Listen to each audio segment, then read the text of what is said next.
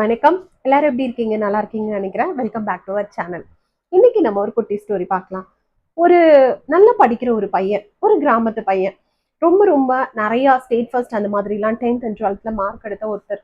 அவங்களுடைய கனவு, அந்த பையனுடைய கனவு வந்து ஐஏஎஃப் ஆகணும் அப்படின்றது தான். அதுக்காக பயங்கரமா உழைச்சு, படிச்சு, நிறைய அதுக்காக போராடி, ஈவன் அவங்க வந்து ஒரு பிலோ ஆவரேஜ் அந்த இன்கம் இருக்கிற ஒரு குடும்பம் தான்.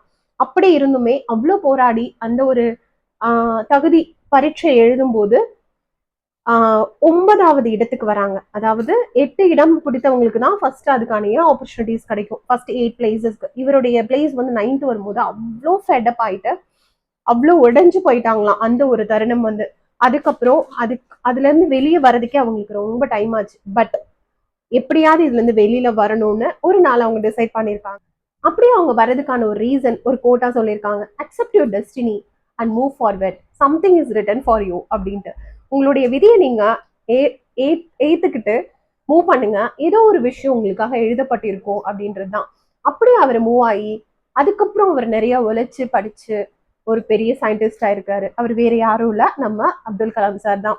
ஸோ ஐஏஎஃப் ஆகணுன்ற கனவோட வந்தவருக்கு அதை விட ஒரு பெரிய கனவு, அதோட ஒரு பெரிய பெயர். இப்ப நம்ம குழந்தைகளுக்கு வரைக்கும் அவரை பத்தி நம்ம சொல்லி கொடுத்துட்டு இருக்கோம் இல்லையா? அது ஒரு பெரிய விஷயம். அது மட்டும் இல்ல, நம்ம பிரசிடென்ட் அப்படின்னாலே குழந்தைங்களுக்கு ஃபர்ஸ்ட் ஞாபகத்துக்கு வருது அப்துல் கலாம் ஐயா தான். அவருடைய நிறைய கோட்ஸ் நம்ம இன்னும் யூஸ் பண்ணிட்டு இருக்கோம். அவரை மறக்கவே முடியாது யாராலையும். இன்னும் எத்தனையோ எத்தனையோ ஜென்ரேஷன் வந்தா கூட. ஸோ எப்பவுமே ஒரு ரிஜெக்ஷன் இருக்கு அப்படின்னா அதை நம்ம அக்செப்ட் பண்ணிக்கிட்டோம் அப்படின்னா அதை விட பெட்டர் ஆப்பர்ச்சுனிட்டிஸும் பெட்டரான ஒரு சக்சஸும் நம்மளுக்கு ரீடைரக்ட் பண்ண போகுது அந்த ரிஜெக்ஷன் அப்படின்னு நம்ம நினைச்சுக்கணும். இந்த ஸ்டோரி உங்களுக்கு பிடிச்சிருக்கும்னு நினைக்கிறேன். நெக்ஸ்ட் ஸ்டோரியில மீட் பண்றேன். மறக்காம சப்ஸ்கிரைப் பண்ணிக்கிறேன், லைக் பண்ணுங்க, கமெண்ட் பண்ணுங்க. தேங்க்யூ.